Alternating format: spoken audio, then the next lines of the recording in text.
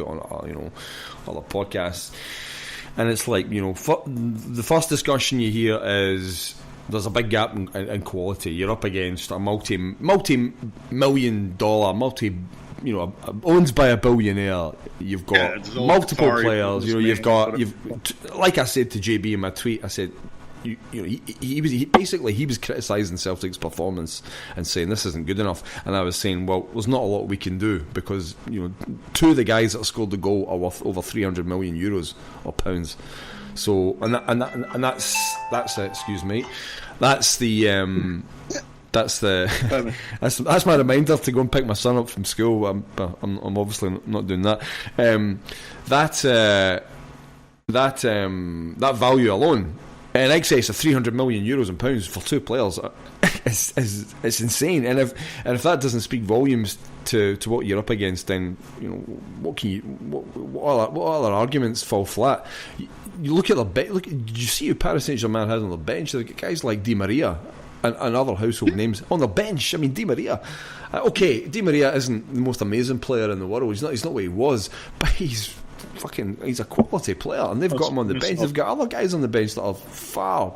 I mean, I'd say half their bench are probably worth 3 times our whole team's combined value. Maybe more. But here's Dembele and KT aside, maybe not. But my point is, and my point was to him, that yes, that is a factor. The gap in quality, the gap in finances is a major factor. Not the only factor, but it's the key factor, and that for me was what. That's why we were losing the way we were, is that their movement, their technical ability, the gap in quality just made it so difficult for us that we were making uncharacteristic mistakes. We were giving the ball away when we shouldn't have. We were not making tackles. Our positioning was off. Our goalkeeper didn't know what was going on because they were moving the ball so quickly. They were making so many incisive runs. They were pressing us so hard. And when you're watching a game like that, you're going, what the fuck's going on? This isn't Celtic. What's going on? And for me, this is the reality of the Champions League. Like you said, Yahmpy, you want to go and play the glamour teams? Well, this is it. This is it now. This is the reality of the Champions League. This is what you get. You want a ticket? Here's your ticket. This is what you're going to see. You just signed it. You were just, as you said earlier, you just became a citizen that walked into the octagon against Conor McGregor. And you're going to sit there and you're going to take a beating. You're going to take a fucking beating, man. And what is your realistic expectation, man? These fucking people sitting there, I want PSG. I want Bayern. I want this. I want that. I want to play the biggest teams. Well, guess what, dude? You got a smaller budget than all them clubs. Your guys, they got a fucking bench that would hammer good teams. They got a bench that would hammer good teams. So what is your reasonable expectation? Do you want Brendan Rodgers to come out with a formation of fucking just everybody behind the ball? The shit that Barca used to rip fucking Rangers about? Well, that actually, Yahmpy, funnily enough, that actually leads us to our next talking point. But we'll finish up on this one first. So part of the argument... Sorry, you go. Give me a half second here. Yeah, what do you fucking reasonably want? Do you want a real fucking dry ass, boring, fucking lame fucking performance where you're going to see fucking 10 guys behind the ballpark to bust the whole match and fucking lose 3-0? Or do you want to see Brendan just say, fuck it, I'm going to throw caution to the wind, just come out there and fucking attack, and if we get caught, we get caught, and then you get 7 hung around your neck? Well, do you think... What do you want? You're gonna, how would you like your beating to be served? Do you think... Look, we all know that we need to sign central defenders now, right? That's a given. And so, do you think he's just going, look, I'm fucking damned if I do and I'm damned if I don't. I'm just going to fucking go out, you know what I mean? Like, fucking... Yeah. Butch Cassidy and Sundance Kid, like, fuck it, you know what I mean? Let's go for it, man. Yeah. Let's fucking bust the door down and we'll just go out guns blazing. Which, to be honest, I mean, if he did go 5-4 fucking 1, whatever the formation might be, right? I don't know. There's fucking 18 different ways of fucking, 3, 5, fucking 2, whatever the fuck it is. Yeah. I need to go into FIFA fucking pre-evolution soccer and look at the formations. But if we did go with that super defensive formation, would it have changed the scoreline? I think it probably would have a little bit, right? Because you do make it more difficult to score. You could reduce it by a bit, but you're still getting beat, right? You're not really getting much, and you're certainly not going to get any kudos from anybody by sitting behind the ball. Mind you, when we beat Barcelona back at Celtic Park, which is another point that I raised with JB, which was, look, you know, he said during the conversation, he said to me, we've done this before, we should be able to do it again, blah blah blah. And I'm like, look, that sort of result only happens at Celtic Park when you've got specific type of squad with a specific set of defenders and players, and it might happen if everything comes together, if the fans are there singing their heart out, which they always are, I guess. It's not happening with B-Town playing as one defender. Exactly, it's not happening. It's not happening in Paris. It's not happening against that team, and it's not happening when you've got Dedrick Boyata, and it's certainly not happening with Bitton, and it's not happening with Lustig trying to play as a central defender as well. It's just not going to happen. And you know, that was my argument to him, was, yeah, we have beaten these big sides before. We've beaten Manchester United before, we've beaten fucking, you know, AC Milan, but it's normally at home. It's never away. Normally when Celtic play away, the pants come down, the Vaseline's out, and it's bend over for the big sausage surprise. Do you know what I mean? It's not fucking we're coming away from away games with fucking, you know, glory scalps. It doesn't happen. And that's the kind of, you know, and he was coming back and saying, yeah, okay, I concede that. And by the end of it, we got to the middle ground, you know, which is, you know, if Celtic, for me, Celtic need to decide what kind of team they want to be. Do you want to be a team who win everything domestically and take some money from the Champions League, or do you want to be a Europa side league who are quite happy to fuck about, but they really want to go on a good Europa League run? Or do you want to try and compete at the top table and put a good dent into the Champions League? That's what needs to happen. Celtic need to decide what they want, because Brendan Rodgers is not currently equipped with that squad to go into the Champions League and make a good run, unless, as you say, Yahmpy, they get a favourable group, a shitey group. Not a shitey group, because most of the teams are good, but you know what I mean. It's not the point. The way they are currently constructed, and we've beaten the horse about where their deficiencies are, and the club still continues to do fucking certain things that they're happy to be that side that gets into the Champions League and collects the money, but not get it much further than that. And the powers that be, it's all the question to be very happy with that. Raphael Coetzee, where are you now? If only we'd signed Raphael Coetzee, eh? If only. But here's the thing, man, and that's part of the problem.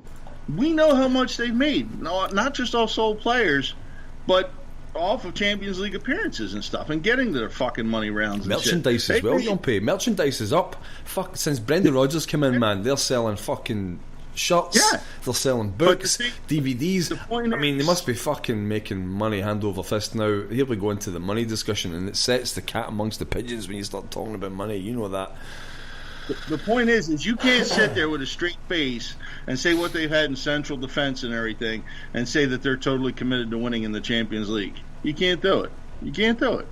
And you sit there, and then they sign Doris de Vries for a 4-year contract, and the guy's going to be like fucking 40 if he's still around by the time that ends. And you can't sit there with a straight face and saying that they're giving fucking Craig Gordon ample competition for his fucking spot. Fact is Gordon's playing like a guy who's very comfortable in all aspects of his life, man. You're looking at his quotes after the match against PSG, and he sits there and he says, I don't think there was a great deal I could have done about the goals. Shrugged Gordon. Everyone was of tremendous quality. That's bullshit, man. Listen, wait a minute. Those goals were quality goals, scored by quality players, right?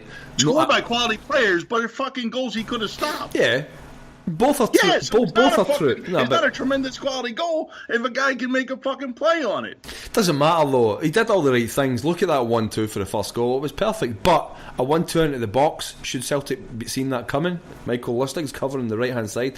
Do you remember the goal that Messi scored at Celtic Park when they beat us and Neymar chipped the ball over, just kind of lofted the ball? Messi made that run in from the left. That area as seems to be an area that we concede goals from, that kind of just to the right of the keeper, with people making little incisive runs in there. It's a weakness, and you could see they were like, we can just do what we want. We can try making runs, and as long as their midfield was insane. You know what? When I was watching that. The midfield, the Paris Saint-Germain's midfield, it was crazy the way they were moving around. We just couldn't. Bruni was lost, and you know, guys like Bruni are stalwart. You know, if he's struggling, you know something's wrong. The heads went down, Yahmpy. The fucking lights went out. You know when you see a boxer who's been fucking. He's starting to go. You know what, those fights you see, and you're like, he's going. He almost gifted them a fucking goal at one point there too. He says after the match, "I'll go through it with Stevie Woods, but I don't think we'll have too many talking points from the game, to be honest." Really? Really? Does that sound like a guy who's just fucking? If I gave up 7 goals to PSG, I'd be fucking ripping my locker fucking apart, throwing shit, freaking out because I know I could have done more, man. Yeah. I know I know in my fucking head. I don't have to go back to the tape. I know what I did in my fucking head.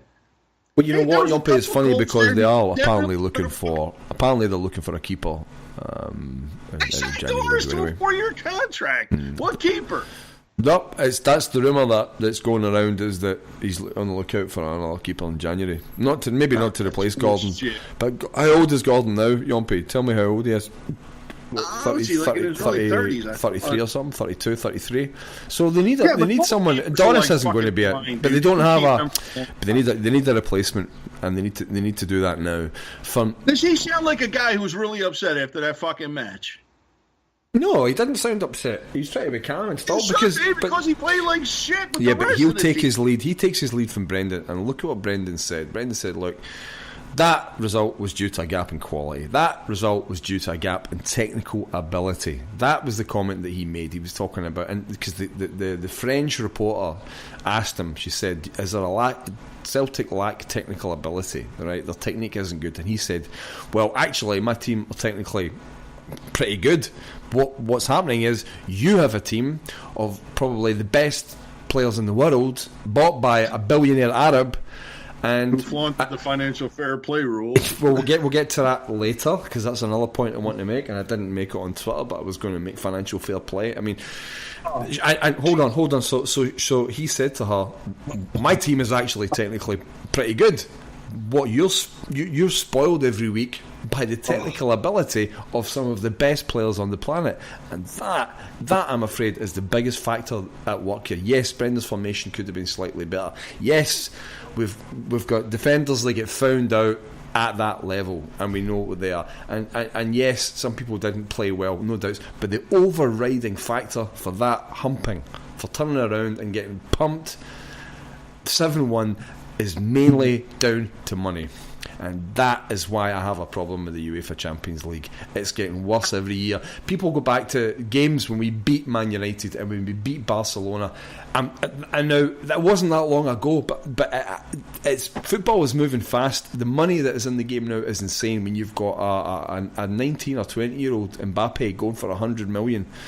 It's crazy. It's insane. You get guys like Neymar who they have to break the rules for. He's so expensive, over 200 and whatever it is, fucking million euros. It's broken. The Champions League for me is broken, and that's why I said Celtic need to decide what they want to become now. I think the Europa League is our level at the moment. I think if we get an easy group in the Champions League, that's great. But I still believe that we need to focus on taking money. Let's take the money from the Champions League, because that's the only place we're going to get it. We're not getting it from Spiffle. We're not getting it from the fucking SPFL. Take the money from the Champions League and focus in on trying to go on good runs in Europe, because you're kidding yourself on if you think you're going to go on a big run in the Champions League. You might get to the last 16 or slightly beyond that, but with that squad, it's not going to happen.